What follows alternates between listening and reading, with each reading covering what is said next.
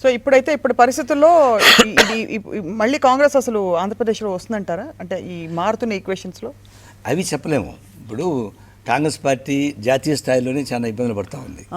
వీళ్ళిద్దరు ఎవరు better sir, Rahul Gandhi, Modi గారు? ఏ రైతే పళ్ళు ఒడగొట్టుకుండేకి వాళ్ళు మంచి చెడు అన్నట్టు చెప్పుంటారు. మీరు అంత ఒక కావు చెందిన వాళ్ళే. నేను దాని జరుగుపోవడంలే. ఎవరు సమర్థవంతంగా అబద్ధాలు చెప్పగలరు, ఎవరు సమర్థవంతంగా నిజాలు చెప్పగలరు, అదే తేడా ఇప్పుడు వచ్చింది. అబద్ధాలు చెప్పగలిగిన తేడా సత్తా మోడీకి ఉన్నంతగా రాహుల్కి లేదు.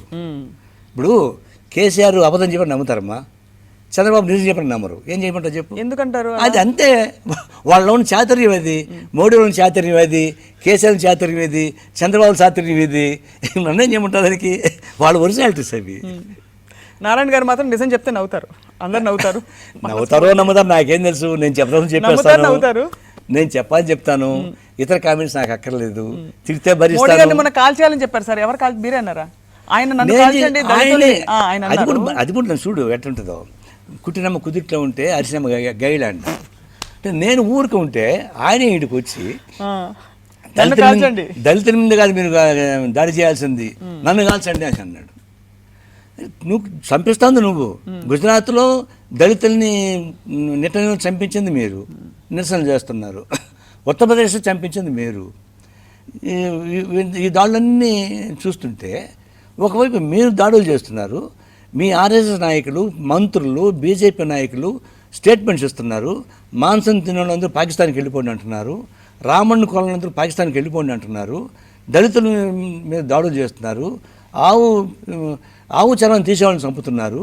ఒకవైపు ఆవు మాంసాన్ని నరికి దాన్ని పొట్లాలు కట్టి పార్సల్ చేసేటువంటి కార్పొరేట్ కంపెనీస్ మీరు స్నేహితులా? చనిపోయిన ఆవుని తోలు తీస్తూ ఉంటే దళితులు దేశద్రోహులా? వాళ్ళ మీద దాడి చేస్తారా? మీ గుజరాత్లో నేను చూపిస్తా. ఈ మీట్ ఎక్స్పోర్టర్స్ ఎంతమంది ఉన్నారు అక్కడ? అందరూ బీజేపీ వాళ్ళే. ఆ ఆవులు హోల్సేల్గా వాళ్ళు మాంసం ముద్దలు చేసి పంపించేస్తుంటే వాళ్ళు మాత్రం నీకు ఫ్రెండ్సా? తిండి మనం ఎట్టయితే మామూలు తినా ఆ తిండి వాళ్ళు తింటున్నారు, ఆ తిండి తినకూడదు వాళ్ళని కాల్చి చంపేస్తావా? కాబట్టి నువ్వు అధికారంలో వచ్చే మొదలుకొని ఇప్పుడు దాకా దళిత పైన దాడులు చూసుకుంటే నిన్ను 100 మాటలు కాల్చినా కూడా పాపం అని చెప్పాను. అంటే ఎవరు అన్నారు, ఒకసారి కాల్చి చచ్చిపోతారు కదండి, 100 మాటలు అతిశయోక్తి కదా అన్నారు. అతిశయోక్తే, ఆవేశం. ఇప్పుడు నిన్న ఢిల్లీలో మీరు మిమ్మల్ని ఊరేసుకుంటున్నారు కదా చెప్పాను ఒక మాట. నిన్న ఢిల్లీలో ఒక అమ్మాయిని 20 పూటలు పుచ్చాడు. అవునవును, చాలా. ఒక పూట అమ్మాయి చచ్చిపోతుంది, 20 పూట ఎందుకు పుచ్చాడు? నేను సమర్థించలే. వాడు ఆవేశం, అది భగ్న ప్రేమికుడు. కాబట్టి ఆవేశంలో 20 మంది పురుషుడా 30 మంది పురుషుడు కాదు. ఇప్పుడు దళితులకు కోపం వచ్చింది. ఒకసారి నువ్వు ఇప్పుడు ఫ్రాక్సిస్ చూస్తున్నాం, ఒకరిని చంపేస్తే చచ్చిపోయినా కూడా వాడిని కావాలని పొడుస్తారు. వాడికి ఆవేశం అట్లా అంత ఆవేశాన్ని కల్పించినావు నువ్వు. ఆ ఆవేశాన్ని చెప్పించింది తప్ప నేను పగ కాదు, నాకేం కాదు. దాన్ని బాగా అర్థం చేసుకోవాల్సిన ఏంటి? Spirit behind it.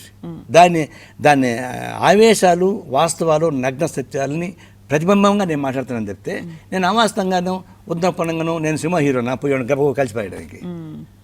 I'm a practical man. But ఆవేశాన్ని ఎక్స్పెక్ట్ చేస్తాను నేను, తప్పేముంది. సో ఎప్పటికైనా సార్ మీరు ఒక కీలకమైన ఒక మంత్రి పదవిలో దేశంలో లేకపోతే ఒక ముఖ్యమంత్రి అవుతారని కానీ ఇలాంటి వ్యక్తిగత ఆశయాలు ఏమైనా ఉన్నాయా మీకు అసలు? ఎప్పుడు నాకు నేనుగా ఉండడానికి నాకు ఇష్టం.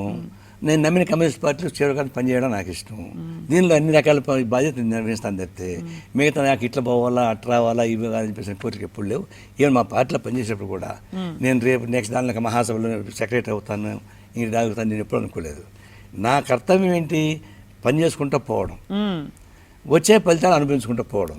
అందప్ప అంతకన్నా మించి అత్యాశతోటి, అంబిషన్స్ తోటి తిరిగేటువంటి ఆలోచించే అవకాశం నాకు లేదు. కాబట్టి నేను ఎప్పుడు ఫ్రెష్గా ఉంటున్నా.